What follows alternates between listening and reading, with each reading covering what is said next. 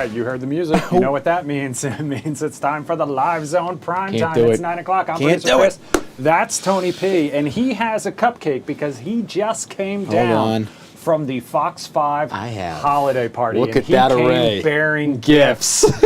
Just call There's him. Sabbatico on the line there today. Exactly. Well, this is all for my co-host here afterwards because he was working his butt off down here during the Christmas party. So he's going to get those 2 beautiful velvet cookies and probably a nice cupcake for him afterwards. Working my butt off is a little bit. Yes, you did, baby. Yes, you did. You hear the round of applause. They're cheering for him. The newsroom is cheering for Chris tonight. Cheering for us, I imagine so. There are a lot more people in the newsroom right now than would traditionally be here at 9 o'clock on a Thursday evening because they all came down from cocktail hour, if you catch my drift. Out there and having a little fun. Having a little fun. You know who else was having a little fun tonight? Who was? The White House, because that was hosting the congressional ball tonight. We saw just moments ago, we saw President Trump and we saw the First Lady speaking to members of Congress, wishing them a Merry Christmas, Happy Hanukkah, Happy New Year. I mean, obviously, still at work.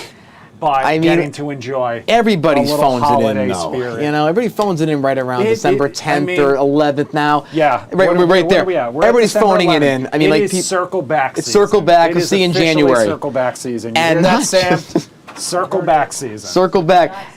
And not just January 2nd or 3rd. It's usually like the January 12th or 13th. So you basically have a month now of total just circling back time. The emails are easy. And then you know what? Then the depression's going to hit right on January 13th. And it's like, we're back to work now? Yes. Boy. But not for us. We are still moving until the new year. We have a lot still planned for tonight. We didn't celebrate too hard because we know we have a show to do. Right. So we're going to start off, and we're going to start off with some big news here in the region because in case you missed it, first at 9, Kilmar Abrego Garcia released from custody just hours after a ruling from a federal judge in Maryland. The Salvadoran man has been at the center of a bitter legal battle over immigration status and deportation. Today's ruling is being hailed as a major victory for the man whose wrongful deportation to a notorious prison in El Salvador made him a flashpoint of the Trump administration's immigration crackdown. But the judge didn't just order Kilmar Abrego Garcia's immediate release. She also sharply criticized federal authorities, saying they misled the court and detained Abrego Garcia without legal authority. However, Fox 5 spoke exclusively with Abrego Garcia's attorney and Maryland Congressman Glenn Ivey, who both say this isn't over yet. Meanwhile, supporters of the Trump administration argue the ruling was a mistake, and immigration attorneys say the judge followed the law. Take a listen. They have a lot of tools in their toolbox. They have a lot of tricks up their sleeve. I don't think that this case is over. I wish I could say that it was, but you know, it's a very important step for due process. I've already seen the White House make statements that condemning the judge, and I'm assuming they'll appeal. But hopefully, he'll get a chance to be released in the very near future. The government has every right to remove him because, number one, he is in the country in violation of the law. And number two, there is solid evidence to suggest that he has criminal affiliations. The government has failed to produce a removal order, so that is a procedural defect. You cannot have somebody deported without a sentencing and a final order. So even though he's been ordered released, Kilmar Abrego Garcia still faces an immigration case in Maryland and a criminal case in Tennessee. The Department of Homeland Security, meanwhile, is blasting the judge's decision to release Abrego Garcia, writing, quote, "This order lacks any valid legal basis, and we will continue to fight this tooth and nail in the courts."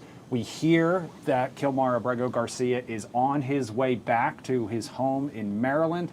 But for more on what happened in court today and what comes next, trial attorney Marlo Greer joins us now live. Marlo, thanks so much for spending some time with us tonight on the Live Zone Primetime. Cupcakes and cocktails, I was reviewing a 31-page order about this case to try to come up with, you know, what happens next, where are we, and this is definitely far from over. Primarily because looking at the first page of the order, it's a district court order, and so that order can be appealed. And the reasons that the court stated were entirely procedural reasons. Essentially, there wasn't a lawful order. The steps weren't done properly to remove Mr. Garcia in the first place. The thing that I found even more interesting than the cupcakes, which I really do find interesting, I'm sad that I didn't get, are the things that DHS is doing. They asked to have the hearing and the document sealed, and the court noted that Costa Rica had indicated that they would take Mr. Garcia, and DHS is trying to remove him to different African countries. I think there was 4 different countries that were advanced as possibilities. And so the court questioned why is, and Mr. Garcia's attorneys questioned, why is Costa Rica not on the table anymore? And DHS indicated that Costa Rica said they would no longer take him. However, after the court and the parties dug into this, that actually wasn't the case. So while DHS may be saying that this is an issue, I find it very curious that they came up and said, hey, Costa Rica is not an option, and, you know, essentially an entire country saying, hey, we are an option. So it's there's a lot to go on next. So when you look at the timeline post this release, and you know, looks like DHS is going to fire back on this, is going to appeal it. What could this timeline look like in terms of when Mr. Garcia is released, and could he be rearrested again, and transported out of the country again? Like, how does that logistically work if there's an appeal, or is there just more of a stay and he's able to stay in Maryland? I think the question is, what is DHS going to do procedurally? If I were DHS, and instead of saying, hey, this order is wrong, I would dig into the order and figure out a way to comply with the court order so that they can detain and remove him again. So yes, ultimately, if they go through those steps and there is a proper order, they can go and rearrest him and put him in detention and potentially send him to Costa Rica or another place, could that be the case. In the criminal case in Tennessee, he was under ICE supervision. And so really the question is, are they going to try to detain and deport him again, or are they going to keep him under supervision until the criminal case is over? So he's also has a separate he's asking a court to open his immigration case to seek asylum while this is all going on. If they took that up and if they granted that, would all of the rest of this go away, or would he still be subject and kind of caught in the middle of all of this?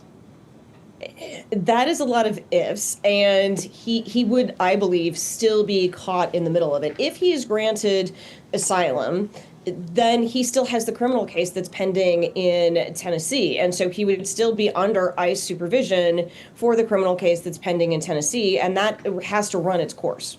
When it concerns the criminal case and the allegations of him being involved in gang activity, has the federal government released any evidence to the public or into the court records that have indicated that they have evidence that he is part of any gang activity, or is that still not happening? I have not seen any of that. And if I am understanding it, the order correctly, he came here in 2012, and then in 2019, he was deported in the first place. And then he was able to go through the legal process and come back. And I believe that the gang activity was actually back in 2019, but we just haven't seen it in the court's orders yet. Not at all. And so when looking at the future of this, and again, looking for we looked at it from DHS's perspective, from Mr. Garcia's perspective, based on your reading of the case, are there ways that he can win this case overall at the end of the line where he's able to stay in the United States, or is that still very, very vague at this point? I think he has to win everything. So all of the ifs that you were talking about, there is, if he wins his criminal case, if he proves that there wasn't a valid order, if he continues to prove that he would be tortured. And we know that he, in fact, was tortured. Right. And then there's the question of, is it valid to remove him to another country? I believe if he gets convicted of this criminal case, it's going to be really tough for him to say, I should stay here. And then, the question is, has anybody ever tried to make it so that he can be here legally? And like you said, that's the asylum issue. And does that still stand? If you take a step back from this individual case, obviously there are so many extenuating circumstances at play here, but what can we learn from this, and what kind of precedent does it set in terms of what could happen in the future when it comes to deportations or criminal cases or basically being sent to a country you never lived in before? Really, this is kind of an easy response, but not an easy response, which is hire some good lawyers, because the arguments here are very technical. And when it comes to these types of issues, you need to make sure that you cross all the T's and dot all the I's and eat all the cupcakes, because if you don't, then there's going to be reasons that either sides can argue to either keep you here or send you back. And we want people to be safe. And that's the overall arching argument in a way on both sides, right? Because if somebody comes here from another country and they're not safe, how can I guarantee that I'm going to be safe? On the flip side of that, if they're here illegally and they're a criminal, then obviously I, as an American citizen, cannot be safe. And you want to make certain that you are following all the procedures that you are supposed to follow exactly in the way that they need to be followed. Otherwise, there's going to be a 31-page order and it may not be on your side. When looking at how this progresses through the courts, could this case potentially get to the Supreme Court? And if that's the case, what are some of the legal questions that an appellate court's going to have to answer throughout this process? You are absolutely killing me. You were having cupcakes and let's say champagne while I was going through this 31-page order. So I believe that your discussion is actually on page, it might be 17, it might be page 8. So ultimately... Nice. The exact page. I love that. That is good.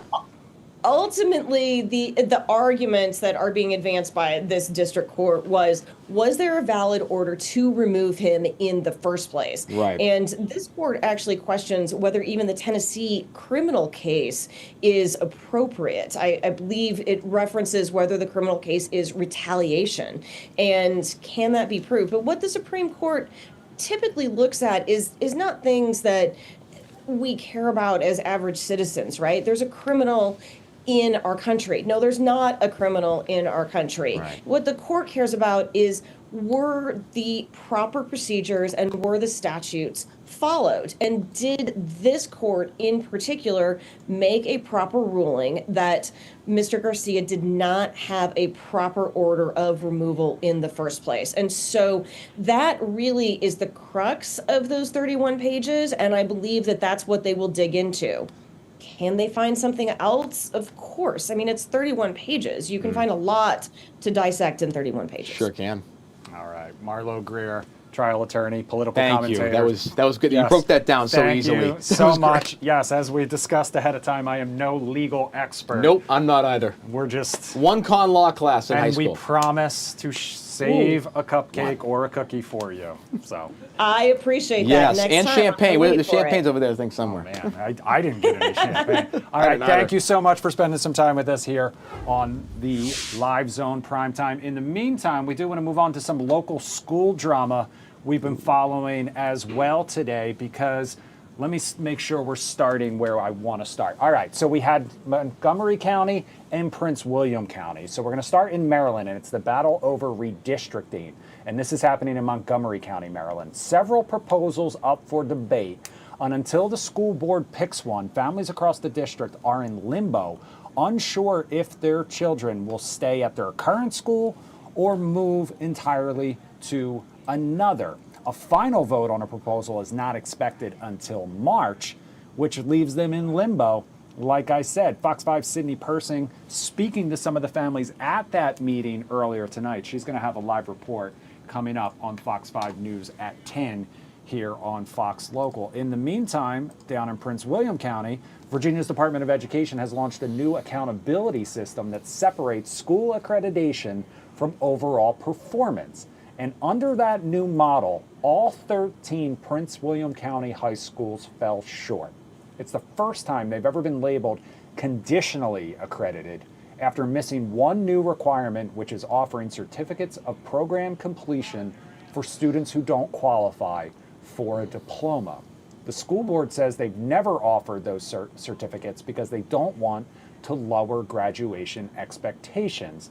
The school board says they will have graduation rates near 100% and that they will appeal the decision. So I listen, Tony P, you know, neither of us have children right now. No, haven't been in school for a while for me. Haven't been in school in a while, but this is having a major impact on students, on school districts, Yeah. on the school board, on parents. So, of course, we have been following this very, very closely. Of course. And we'll continue to follow not only these stories, but the Kilmar, Abrego, Garcia case. Yes. And anything else that happens. Oh yeah, well, when you look at the school situation, right? I'll just take that one first. Where when you think about the accreditation, what that means, not just for the schools themselves, but for kids who are trying to go to college, or a trade school, or community college, or a training program, that accreditation matters because of the Very much quality so. of school you're coming from. What are you learning? Are you behind in certain subjects just because of the school system and you have to catch up? And the other question is, does this stuff exactly matter the same now with the change in how we view college? So I think as we figure out education at the more collegiate level, it's going to impact a lot of these accreditation processes for high schools. Will we start to have more robust curriculums to help kids that may not want to go to college, or there's more trade school components? What are those acceptances going to be predicated on in the next maybe 5-10 years? Because again, it's changing fast, the nature of how college admissions works and what you're supposed to learn in high school. And finally, with the Kilmar Abrego Garcia decision, and I wish that I asked this question, what's interesting about this particular order is how quickly the administration did release Kilmar Abrego Garcia. Again, we saw at the beginning of the year when he was in El Salvador and being tortured, the administration was very hesitant and resistant to releasing him at any point. And even when he, was in transit, same issues. Like, they did not want to bring him back. So it's interesting that, I'm not saying a softening has happened, but they let, they released him, pretty quickly overall. And again, I think for a lot of folks, that can be kind of a shock based on the track record we've seen from the administration, where they have, with the flights, technicalities, they've kind of done a lot of bait and switch with the courts over this. So it'll be interesting to see what the next action is from DHS and with these tandem cases.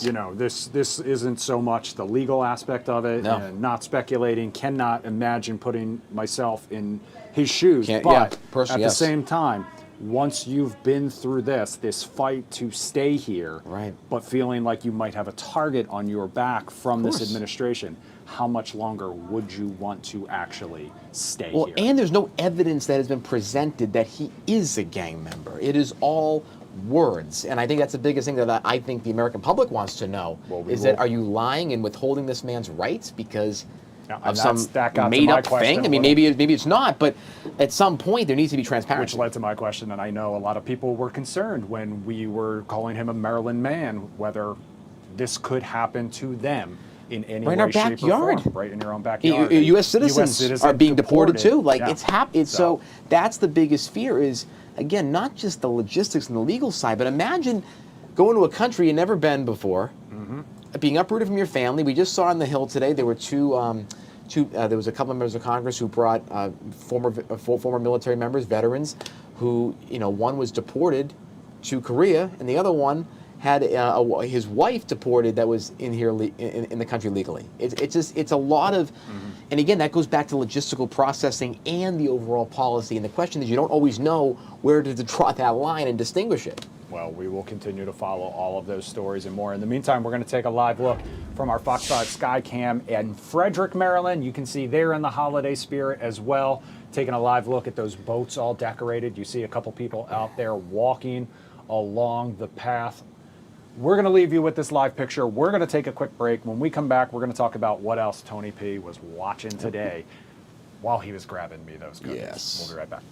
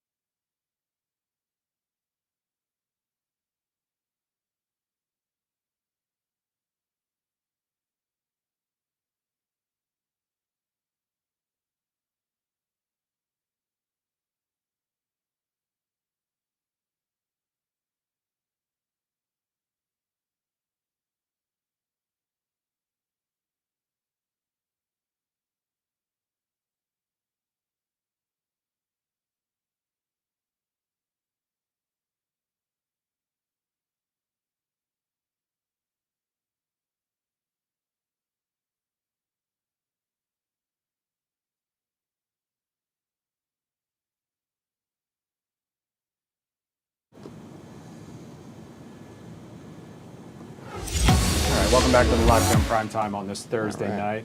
You can go ahead and lose that CG in the meantime. There we go. That's what we call seats. That's called behind the scenes. That's what's called a CG, huh? Yeah, well, not to get too technical, but a lot of people who have been in the business as long as I have remember when they were all called different things depending on where you all were. the buttons and There's everything. all these different references to what things are called. We call them banners, we call them lower thirds, we call them CGs. Lower thirds? Yeah, so, and it's funny because... It sounds like a tattoo placement. Here, I know, right? Here at Fox 5, just a little into the weeds here, but... I'm liking this, this is fun. We have different channels where different graphics go, and as a result, here at Fox 5 in the control room, the words you see at the bottom of the screen are on channel 11. So we also call them that versus full screen graphics you would see, which would be on like channel 12. Anyway, I could go on for hours about how we do things behind the scenes here at Fox 5. I'm doing some book learning tonight. Okay. Well, I've been trying to teach Tony P a couple new things. Well, we did the. Well, you started on social media, and they have seen it with our little motorcycle right here. But you got to start small. You got to start safe before you can actually climb on. Yes. And go for a ride. Have you ever been up to Frederick County and walked along where those Good question. I have a little bit. I'll tell you one thing. I'm a big lights fan. Like lights. Christmas lights, figurines, whatever you want to call those big things. I was at the Winter City Lights in Olney, Maryland, and they have this big Santa. And I decided, you know what? I know what I want for Christmas this year. So I decided to be a big man. If it's one of those Home Depot ones, though, you did that story. No, it wasn't. It was like a big this thing is like probably about as tall as the ceiling here. Santa. Yeah, the big Santa. Yeah. No, not a blow-up Santa though. No, I know, but it's the Home. I think it's the Home Depot. We gotta look this up. Big Santa. This thing. Right here? Yes. Yeah. No. It was like a lot. It was like a lights one. Okay.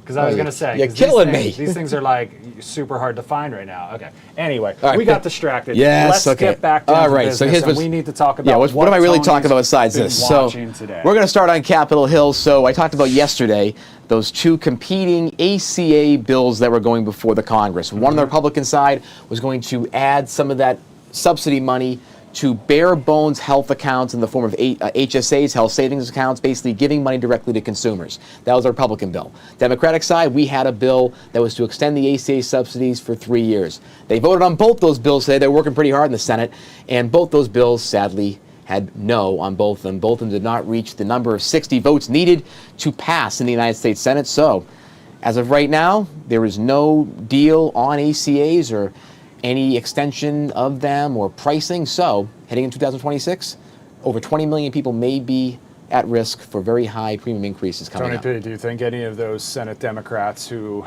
sided with Republicans to reopen the government are regretting that decision? I would probably. Here's the thing, though. In my head, they probably knew that going in, that this is what was going to happen, because. Now, they could have maybe thought that President Trump may be the one who's more sympathetic to the ACA because he lost on that issue so much in 2018. But if that's the calculation they were all making, they're incorrect on that one because those bills flopped, both of them today. And the distance between what the Republicans put out, which is an HSA subsidy basically to help people that are getting the barest bones of health care, not folks that are close to the poverty line or maybe have maybe a silver health care plan. Those type of folks are going to be really, really on the hook for those increases coming up in 2026. And some of them can go between 5 to 10%, all the way to 100% increases. So that'll be a major issue heading into the midterms for both sides of the aisle. Because here's the thing, Chris, and sorry to be so long on this, but this is important for a lot of the consumers out there, that there are some moderate Republicans and moderate Democrats behind the scenes working on a potential compromise on the number of years for the ACA subsidies. So this could not be this could be the last vote for the year, but it may not be the last vote on this issue because Republicans want to come up with their own little health care plan. Democrats want to have their own little thing too, and I think it's going to be potentially a thing they take up in 2026 . Maybe, not 100% sure. Sorry for that long-winded explanation, but it's important though. Now we're going to go to Indiana. So we're going to go to the Midwest now, folks. The Indiana Senate blocked and rejected President Trump's push to redraw congressional districts today in a stunning rebuke of the president by his own party. 21 Republicans joined all 10 Democrats to vote down the redistricting plan 31-19, making Indiana the first GOP-led state to defy President Trump's national redistricting campaign.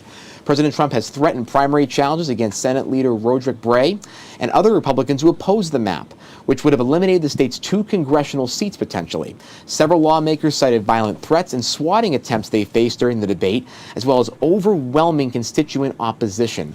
A second grand jury in Virginia today declined to indict New York Attorney General Letitia James, again rejecting the Justice Department's mortgage fraud case against President Trump's critic. It's the second time in a week the jurors refused to bring charges against her after a judge dismissed the original indictment because President Trump's hand-picked prosecutor was illegally appointed. DOJ is considering a third attempt next week in Richmond federal court. Letitia James called the repeated prosecutions baseless and an example of unchecked weaponization of the justice system. Overseas today, Ukraine, the U.S., and European allies are set to meet in Paris on Saturday to discuss President Trump's peace plan for ending the war with Russia. Ukrainian President Volodymyr Zelensky said the administration hopes to reach a full understanding with all parties by Christmas, but major gaps remain over territory and security guarantees. The U.S. proposal still asks Ukraine to cede the entire Donbas region and establish it as a free economic zone, though President Zelensky says it's unclear who would govern the territory or prevent Russian forces from advancing. White House Press Secretary Caroline Leavitt said President Trump is extremely frustrated with both sides and is still up in the air whether the U.S. will even attend this weekend's meeting in Paris. Going to the business world today, the U.S. trade deficit narrowed to $52.8 billion in September, the lowest level in more than 5 years. The Commerce Department says exports jumped 3% to a near record high, while imports rose just 0.6%. The deficit with China fell by $4 billion to $11.4 billion, and President Trump's tariff policies have caused dramatic swings in the trade balance, while economists saying the September data will likely provide a boost to third quarter economic growth as well as into the fourth quarter potentially. Also in business, but in the world of my favorite soda, Coca-Cola announced today that Chief Operating Officer Henrik Braun will become the company's next CEO on March 31st, 2026, succeeding James Quincy after 9 years. Braun, 57, has been there nearly 3 decades at Coca-Cola, rising through roles across Latin America, Brazil, Greater China, and South Korea. Quincy will transition to executive chairman, and the beverage giant navigates softer consumer demand, and as they focus on expanding beyond traditional sodas into healthier options. We saw that with PepsiCo last year acquiring Poppy soda, so we'll see what the strategy looks like on that front. Disney today struck a blockbuster deal with OpenAI, investing $1 billion in the AI company and licensing more than 200 Disney characters for use on the Sora video generation platform. That's pretty interesting. Starting next year, users will be able to create short videos featuring Mickey Mouse, Iron Man, Darth Vader, and other characters from Disney, Marvel, Pixar, and Star Wars. The 3-year agreement does not include talent, voices, or likeness. Disney CEO Bob Iger called it a way to thoughtfully and responsibly extend the reach of our storytelling. In the world of talk shows, talk show legend Wendy Williams could be freed from her court-ordered guardianship by the end of the year, according to her attorney Joe Tacopina. He told ABC News Nightline the guardianship attorneys have assured Williams that she'll be out of the guardianship by December 31st. A new medical evaluation determined Williams does not have frontotemporal dementia, the condition used to justify placing her under legal control in 2022. Tacopina says Williams has been sober for 3 years, and if the court doesn't voluntarily end the guardianship, his team will demand a jury trial. And finally, in the world of social media, or trending content, we'll call this one, a Kansas City grandmother's attempt at a dramatic birthday flambe has set the internet ablaze. Ann Hyde poured a full glass of liquid over a baked Alaska dessert and lit it on fire, while family members sang happy birthday. The flames quickly spiraled out of control, with her son's hand briefly catching fire before family members stopped the blaze. The TikTok video has racked up millions of views, with Ann telling today in an exclusive interview she was ready to grab the fire extinguisher, but we probably didn't have the time for that. Comedy influencers have even created parodies for the fiery fiasco, and Ann admits the celebration turned out to be more dramatic than she planned. I'm not shocked by that one. Yeah, right? I mean, anything is content these days, Chris. You know this. Everything is content these days. It is quite the fascinating stuff. So that is the I would call it the extra deep Tony P rundown tonight, with about like 9,000 whiteboard lessons. I apologize, folks. Thank you for sticking with me on that one. That's all right. Hey, it's 9:30, and I do want to take you to a live picture. This is Beltsville, Maryland, and that is where Kilmar Abrego Garcia has arrived. This is his brother's house. According to Fox, I just checked in with them. He just arrived in Beltsville, Maryland, at his brother's house moments ago. That's the live picture right now. We saw a couple people go in. I did not see him walking in, but from what we understand, he has arrived at his brother's house in Beltsville, Maryland. We'll keep an eye on this, see if there's any other action, and of course, we will bring you any updates as soon as we get them. So, absolutely. You know, like we said, he was released from Pennsylvania at 5 o'clock. We knew he was on his way back to Maryland, and it looks like he has arrived at his brother's house. And it's back in Maryland. And again, this is the case we're going to be looking at because it was that flashpoint. It led to a lot of protests. It led to kind of what I would think is the polling dip for President Trump on the immigration issue. This was the beginning of that because it did showcase what some voters and independents have said in particular, the kind of over-the-top cruelty that the immigration enforcement has shown, where a lot of voters, when they voted for President Trump, and this is what a lot of independents have said in focus groups and different podcasts, is that it was about closing the border down and making sure criminals aren't in the country, not having situations like this, and also those with legal immigrants. So that's one thing that that folks are definitely thinking about, because the question of undocumented versus legal and documented, that is one part of the conversation, but also there is this angle of, you know, how far is too much, and a lot of voters are starting to, you know, sense that and show that in polling, that even if someone is undocumented, a lot of Americans do want to see a certain type of due process and treatment that they don't see is happening right now. Yeah, and we did have one person in our chat on Zoom. This was Arian. Not sure if you're still watching. We did see you join the Zoom room. Thanks for joining us. Asking if Kilmar Abrego Garcia had returned home yet. He returned to his brother's house, and that's in Beltsville, Maryland. So thank you for checking in with us. Very much appreciated. All right, we're going to take a break. We're going to leave you with that live picture from Frederick, Maryland again in the meantime. When we come back, we're going to try to talk to the CEO of Downtown DC Bid. Not sure if you have seen, they are attempting a Guinness World Record this weekend involving mistletoe. I'll just say that. We're going to hopefully check in with him on the other side of the break. We're also going to hear from actress Allison Williams in the new Colleen Hoover movie, now available to stream on demand, called Regretting You. I got a chance to talk to her. We'll also have that for you to hear this coming up a little later as well. We're going to take a quick break. We'll be right back.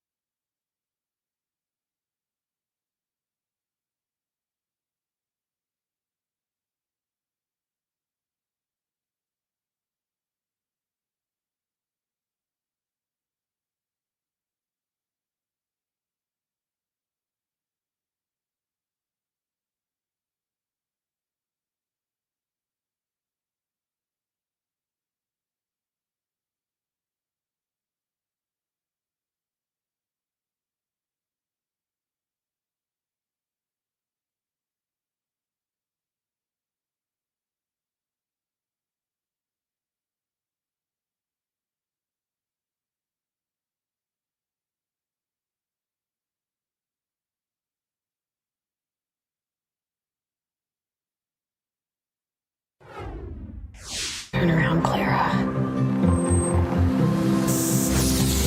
What are you doing? Come here a sec. I'm already running late. Please. Take a breath Where is Clara? Hey, Aunt Jenny. Hey, Claire Bear. Guess who just spent the last half hour with the coolest guy in school? Oh my God. Don't tell my mom about this. You know she gets. Yeah, no, of course I won't. Sometimes it scares me how good of a liar you are. Life can have a funny way of surprising you. My mom got pregnant with me when she was 18. She and my dad were high school sweethearts. My Aunt Jenny also ended up with her high school boyfriend, Jonah. I thought we would be one big happy family forever. But the universe had other plans. Oh, you know when that happens, there's going to be drama. All right, so that was part of the trailer for the romantic drama, Regretting You. It's based on the Colleen Hoover bestseller, and it stars Allison Williams, Dave Franco, McKenna Grace, and Mason Thames. You also saw Scott Eastwood in there. It is now available to watch on demand. But recently, I got a chance to talk to star Allison Williams all about the movie and more. And I did play, if you have seen it, you'll get it. If you haven't, I promise it will make sense once you watched it, because we did play a little game as well. Take a look. All right, well, I wanted to dive right in. And one of the things that I really liked about this movie is this sort of juxtaposition of like adult relationship drama and kind of teen relationship drama without disrespecting either, but kind of showing how they both can feel very overwhelming. So I wanted to start by asking if you could kind of go back and offer a little advice to yourself when you were younger and first starting off dating. What would you tell yourself? Oh my gosh. Oof. I don't know. Maybe I would say like do therapy first and then try being relationships. I don't know. I think maybe one of the parts about romance and relationships that is so painful is that there's no substitute for just doing it and learning from what you've done and from being in relationships. You can hear and read all the advice in the world. There's entire oeuvres of work, like Jane Austen, all of her literature cannot tell you how to navigate this. It can tell you what you think it should look like and feel like, and that can set up some pretty unfortunate expectations sometimes, but there's no substitute for just experiencing it. So I think I would say, do your thing, just respect yourself, number one, and I don't know. It's not, I don't know. There's no way to give advice. There's no way to advise someone out of the pitfalls of early love. But I think it's so easy for us to kind of forget what it was like when we were younger and kind of going through it, and an unfollow feels like the end of the world. Oh yeah. I mean, I'm older. I'm of the AOL Instant Messenger era. And so for me, that equivalent would have been someone just like signing out of AIM while you're having a conversation with them with a crush. Oh my God, the amount of romantic mishaps on that platform that I had were astonishing. It was painful. It was our early lesson in stalking crushes for sure. So obviously the theme of this movie is kind of not holding on to regret. So any advice for anyone holding on to sort of regrets, especially, you know, we're about to enter into a new year, 2026, right around the corner. Yeah, it's so hard because I feel like I personally am at a point in my life where I feel satisfied enough with where things are that I don't really feel regrets, because I feel like, I don't know, if you ascribe to the butterfly effect, if one thing changed, everything would be different. But I'm very cognizant of the fact that when you're in a bad place and things are not going well, it's much easier to feel senses of remorse and regret, or I should have done this, or I could have done this, or this person should have done this for me. And so it's very easy for me to sit here and say, like, don't regret. Everything happens for a reason. You only get as many things as you can handle, all of that stuff. But when you're on the receiving end of that advice and life looks tough, you're kind of like, screw you. Don't say that to me. This is like, that's not what I want to hear. So I guess what I would say is, if you try to live life making choices you don't think you'll look back on with remorse, great. Life sucks sometimes. And when it doesn't suck, it's much easier to feel a sense of no regret. And I guess that's the realest answer I can possibly give. Completely understand. I'm down to my final minute. I host a show here called Do You Like It or Not? So I'm going to throw a little speed round at you based on the movie. So first and foremost, pineapple on pizza. Do you like it or not? I do. I like it. Not with pineapple, not a full Hawaiian, but I like pineapple on pizza. Since you are of the AIM era, I know you didn't probably have these, but promposals, romantic or cheesy? cheesy, too much attention at too hormonal a moment in life. It's a hard pass. It's too And fraught. finally, kisses in the rain, like them or not. Love them. Love them. Yeah. It was a lopsided kiss in the rain because Dave was completely dry and I was soaking wet. So that's complicated. A mutually rained on kiss. Love. So romantic. 2 thumbs up to that. Allison, thank you so much for spending some time with us. Thank you. And just a reminder, you can catch Regretting You. It's available on demand right now. Tony, I'm looking forward to this movie. Okay, so I did watch it. It is, if you're a fan of those types of romantic I am. dramas, you will enjoy it. Great interview questions, by the way. I like thank those. you very much. The personal tie-ins. I love Ask those. you the same question: pineapple on pizza. Do you like it or not? Heck no. Are you Heck no? kidding me? I don't mind. It's an unholy alliance. I don't mind the Hawaiian pizza, but No, I know it's like- you've got your Italian hair. Everybody in Italy, they run with their hair Mock on us. fire when they hear that. Understood. All right. Next question: were you promposal era? I was. So Okay. I did do a promposal. I did the whole the construction paper thing there, and I had a oh god, what did I do? I was too old for that. I had As Danny Glover would oh my say. god, I had a baseball theme. Okay. And you know what I did? I had a small boom box, like that movie with John Cusack. Oh yeah. Okay. So, see, now you're speaking my language. I forget the movie. Say now. anything. Say anything. And now I didn't bring a Iona pen. Sky, I believe. I didn't bring a pen. Okay. Did you wear a trench coat? I didn't know. Okay, that's Damn, all right. that was a Probably good idea. could have bordered on the creepy side. Yeah, All just a little and bit. So you never had AOL Instant Messenger, did you? No, I didn't have it, but I saw it. So, Okay, so my so you were, cousins, a little bit familiar like they were with born like 94, 95. They were starting to use it. I used to watch them do the IMs, and that was a big thing back in 2003, 2004. It was Get off the IM, huge. kid. When Get I off was the in- IM. When Oh yeah. I was in high school and those first couple years of college, you would have like a custom sound if your crush logged in, so you knew that they were Yeah, on. it was all so right then in the you would same jump spot. on. That's you got to right. put up like a custom away message that was usually some sort of emo crap lyric from a song. It was the early aura Like texting. farming. And not even like texting. It was more just like a status message that you would put up like on Facebook where you'd be like, feeling down, that kind of crap. And then people would be like, oh, is everything okay? So it was just a bunch of, Right. It's like back in attention the seeking, day. attention Oh, seeking. yes, of course. Oh, it was. let me try All to get right. sympathy from my crush. Hey, you know what they're doing right there? They're about to lock lips. And speaking of locking lips, this weekend, right here in Washington, D.C., you could help set a Guinness record. We're going to talk all about what it is, why it's happening, whether it's too late to take part, and whether we have enough to set a new record. We're going to talk about that coming up on the other side of the break.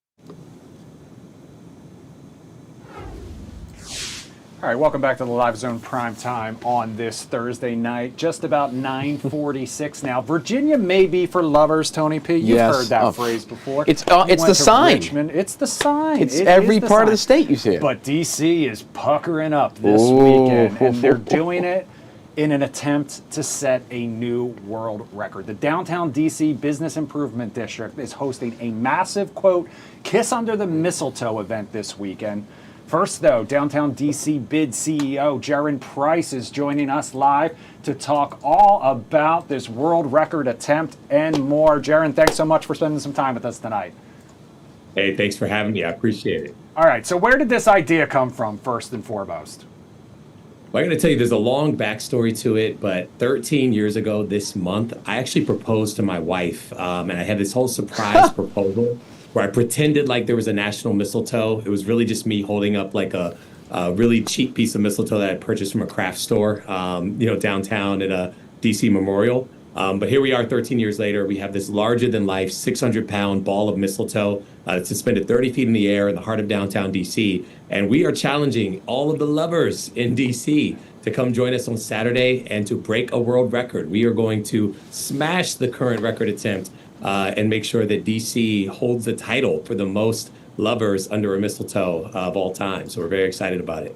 Now, how do you hope this event, this potentially record-breaking weekend, what is your hope for how it could help with downtown DC and driving traffic? Are there follow-up events that you're thinking about? Or how does this event begin that process? Oh, absolutely. So, DC is a place where already we have lots of holiday activities and activations. We have for 21 years run the largest holiday market in all of DC, our downtown DC holiday market that's open now through December 23rd. But this specific art installation is one that actually was brand new last year, where we have the National Mistletoe, as we call it, at 8th and K Streets Northwest. And it runs and it's hanging up through January 31st. Wow. And this is something we hope will become a tradition where all of the holiday lovers will come out and sneak a photo. But this year we want to make history and invite people to come and join us and kiss under the mistletoe so that we can break the record that's currently held by St. Louis and prove that DC is for lovers. We're taking the title from Virginia. Oh okay, my God. That's good. Love the fact, and there's nothing I respect more, that this is solely based on something you did, and now you can kind of turn it into this potential world record. Two questions for you. One, who currently holds the world record for this? And B, how many couples will it take to set a new world record? Ooh. All right, so get this. St. Louis, Missouri, which I don't think is really a city that's known for its love, right? Hey, it's not bad. There's a lot of beer there. Record. That's true. So they hold the record, and the current record is 480 couples kissing at one time under a mistletoe. We intend to smash that record. I can tell you, we closed registration earlier today. We have more than 5,000 couples registered. So it's going to be huge. I think we're going to smash this record in large numbers. Do you foresee, as we go through January 31st, there are other records that can be pursued just beyond everybody at once? Is it like cumulative for a whole month? Are there multiple things we can tack on here?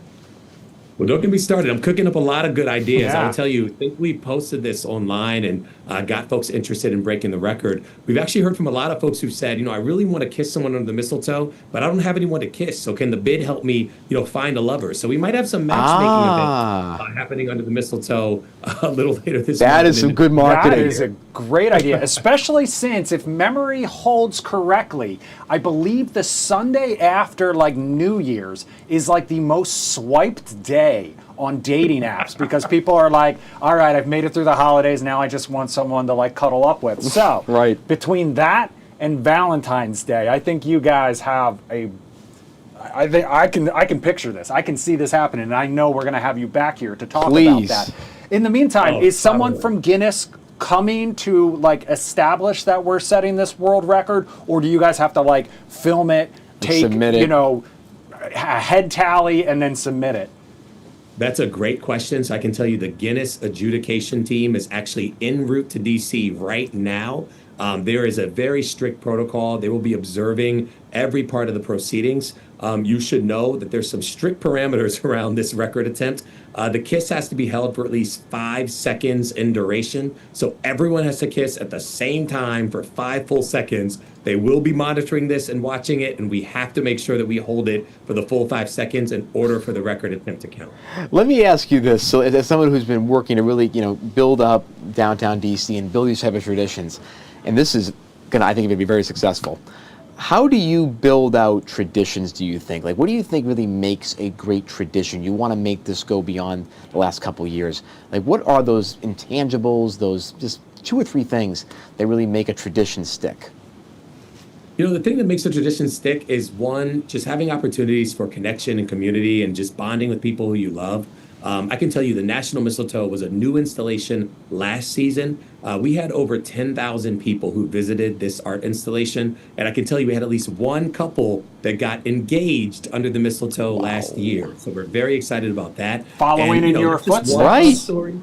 Exactly. And I'm sure many more love stories will get started beginning this weekend and beyond. So we're really excited about that. And this is something we intend to bring back every year here in downtown DC, the National Mistletoe. We hope people around the world will see this world record attempt and want to come visit, with their loved one, their boo thing, their situationship, right. Whoever it is, you come and visit us in situationships. DC. They're even included in this? Oh, I love it. Hey, that is all inclusive, my friend. That is all inclusive. Let me ask you a question, because like you said, there are these strict parameters and everyone has to start at the same time. They've got to hold it for a certain amount of time.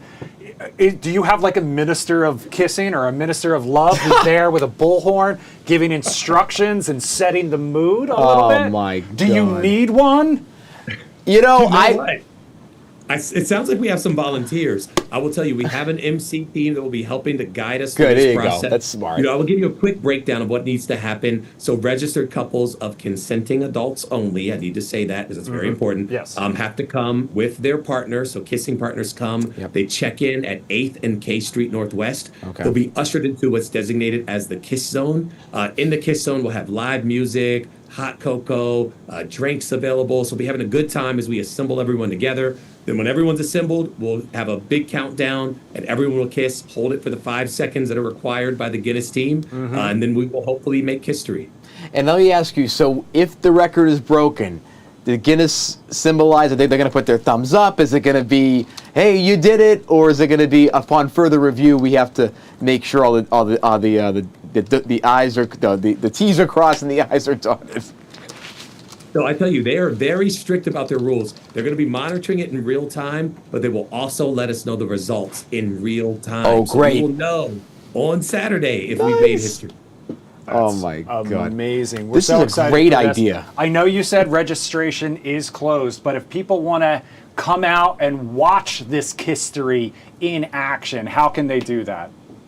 Yeah, so registration closed earlier today because, again, we've had thousands of couples who have registered to do this. Wow. So we're very excited about that. I will say, too, there is on-site registration available. So if capacity permits and you're really interested in doing this, please come join us at 8th and K Street. You got to be there at 3 o'clock p.m. We'll do our best to get everybody in who we can fit in. And then history begins starting at 3 o'clock p.m. On Saturday here at 8th and K Street in downtown D.C. I love that. This is truly brilliant. I mean, I may have to put a thing up on my social media about this and go, we can make some history. Yeah, that's right. Please do. We love that. This Chapstick, is really cool. ready? Mouthwash ready? Right. That would be a good question. Will it be mouthwash or cologne there? Yeah, just a little something. Next year maybe we'll get Carmex to be a sponsor. Yes. We'll be ready to go. This has sponsorship ideas. Yeah, exactly. Written all Next over year it. We might break it again just because. All right. Downtown DC bid CEO Jaron Price, thanks so much for spending some time with us. Well Thank done. you so much for having this idea 13 years ago when you proposed underneath that mistletoe and brilliant set marketing. Us on this collision course with Kistery. A rendezvous with destiny. Rendezvous with destiny. That's amazing. All right. Have a great night. Thank you. You too. Good luck on Saturday. All right, Tony P. How great is that? Oh, this is amazing, brilliant. Like, this is great marketing. It's so good, and for the city, but also again, it's legitimately fun. It's fun, and also what I love about it is, DC does not necessarily have the same romantic, Paris, when you think of it. It doesn't. So I love reframing the city in this. I mean, people it could rewrite go it, and they put the locks on the bridges and those sort of things. So Kissing Under the Mistletoe at Christmas time. It's like a Hallmark movie waiting to happen, Right. which maybe I shouldn't have Yes. said that out loud. Maybe we should start writing that. After the show, No, but what I'll tell you though too is that I've always said this since I got here and since I've become in public and doing TV and stuff. I've always said that DC is more than just a federal capital. It's more than just this, the city of the government. There's so many great people. There's a tapestry of diversity, of ethnic groups. No matter what it is, food, culture, music, just human beings. We're just so diverse in the city, and I think that we forget that those traditions matter. And I think creating traditions that are beyond the government, beyond politics or lobbying or consulting, I think is a great way to go, because I think it just starts to really open up the culture of DC to the rest of the world and to see this beautiful tapestry of humanity that we have here. No question. No question. All right, Tony P., we made it through Thursday night. Just checking, in case anyone's interested in what's going on Thursday Night Football, we've got the Atlanta Falcons and the Tampa Bay Buccaneers. It is halftime, and it is 14-13. Atlanta in the lead. I know I haven't been following this division, but you said this is actually this is a big deal. Atlanta's 4-9, so again they are probably out of the running at this point, sort of like our Commanders are. But I think at 7-6, the Buccaneers are having a little bit less of a year than they did last year. But Baker Mayfield is still performing very, very well. He's having another banner year, but that division could be a little bit tight. With again, if they go to 7-7, it's now a 500 division is leading it. Sorry, the 500 team is leading it. That could mean that there's still some opportunities to actually have that division be open, because once you get to that level, it's 500 or a little bit above that. It can be like the NFC East, where it's like there's 2 or 3 teams coming through. So again, it just depends on what happens tonight. This is a very big division game for the Buccaneers to go to 8-6, so that they can start to expand that lead and get a 3 or 4 seed heading into the playoffs. Because now we're getting there. Playoff time is right around the corner, and that seeding matters. Tony P., do you know who Spice Adams is? Not really. Do you know that meme? I know the meme, yes. That's Spice Adams. He is a former NFL player, in case you didn't know. Really? He is teamed up with Red Baron Pizza. Tomorrow night on the Live Zone Primetime, I'm going to share part of my interview with him where we talk about what they are now describing as the ultimate fantasy football punishment.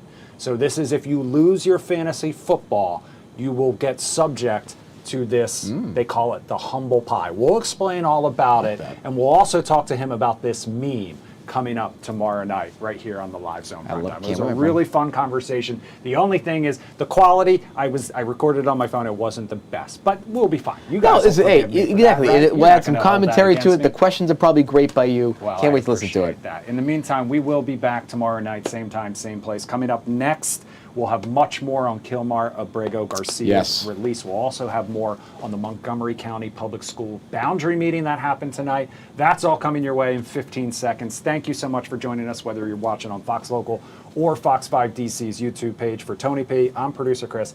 Have a great night. We'll see you tomorrow.